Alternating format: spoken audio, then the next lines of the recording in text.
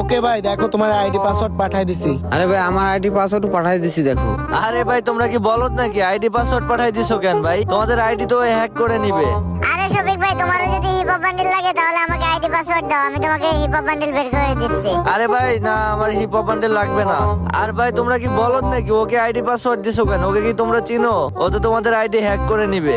আরে শফিক ভাই, না দেখতেছো না, ওনারে দেখে তো ভালো মানুষ মনে হইতেছে। Few minutes later. আরে ভাই, তোমাদের দুইটা আইডি হ্যাক করা ডান, এবার থাকো আমি যাই।